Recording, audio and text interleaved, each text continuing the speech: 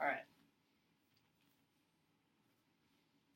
So, hi, my name is Jake Pellestead, and this is my persuasive speech. Alright, my topic is regarding the waste of food and global hunger. And my purpose is to be persuading upcoming and educated adults like yourselves to help out with nonprofit organizations that run to feed the hungry local and worldwide. Alright.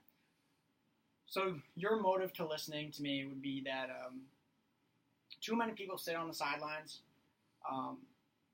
There are too many people out there that think that, someone else is going to deal with it, and I don't have to because there's so many other people out there. And I don't think that should continue. And hunger affects 800 million people worldwide every day, and these programs need help, and they need people like you guys. All right. So my credibility statement would be that I'm a member of a church. I'm a Boy Scout. I have done a lot of community service, and in doing that and being a part of a church just makes me feel like I'm a small part of a bigger cause in such a way. And donating money through my church to benefit local and worldwide organizations just as I said, it makes me feel as though I'm part of the bigger part of the solution. All right, so being hungry means that you consume less than what you need, whether it's in calories or nutrition, and that 11% of the world is considered hungry, and that, as I said, is 800 million people, and that 9% of men and women aged 60 or older are living in food insecurity, which means that they aren't able to afford the amount of food that suits their needs, and that's about 5.5 million people worldwide. All right, so my thesis is that college-educated men and women should donate some of their time and money to helping the fight against hunger. All right. So my statement is that the number of people going to college is the highest it has ever been, ever. And this shows great initiative and determination of the younger generation now compared to the past. And imagine these qualities incorporated into these hunger programs if 100%, 50%, or even 25% helped. However, less than 5% of further educated men and women help on a regular basis. So my first point is that vast organization is needed when helping furthering something of this size. And educated men and women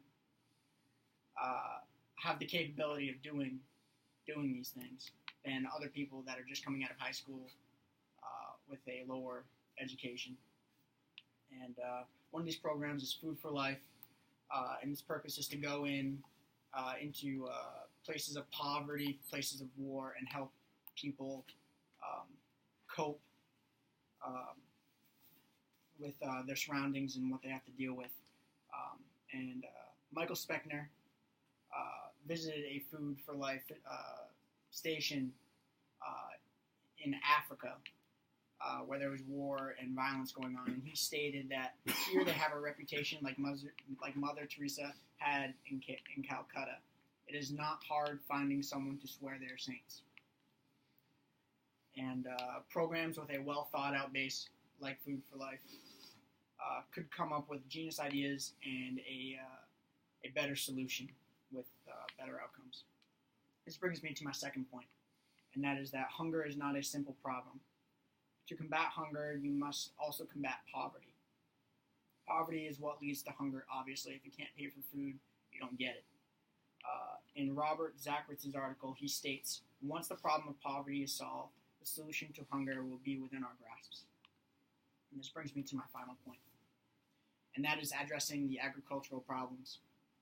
In order to be a strong country, you need to have a strong base of farming and agriculture to bring in the food for the people. J.R.R. Behrman states that studies have shown that that relatively modest upfront cost um, of food promotes better health better health and nutrition for the people, obviously because they have it. And the benefits of these continue to accumulate for many years until the seeds are displaced by new variating, giving higher benefits. This means that if you give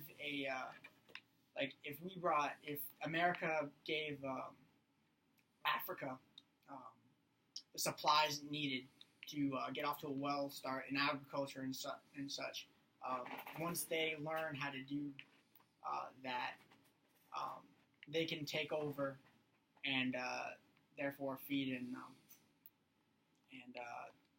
just take it over for themselves. And he states in his conclusion of this is that investments in agricultural technologies is the single most effective means of increasing the incomes of these groups in a developing world. All right. So my conclusion is that world hunger has always been a huge problem, and it seems to be never ending. In today's world, we have the ability to change that with the young minds and the numbers that we have. It may require time and effort, but anyone could put aside their own needs and selfishness for the needs of others.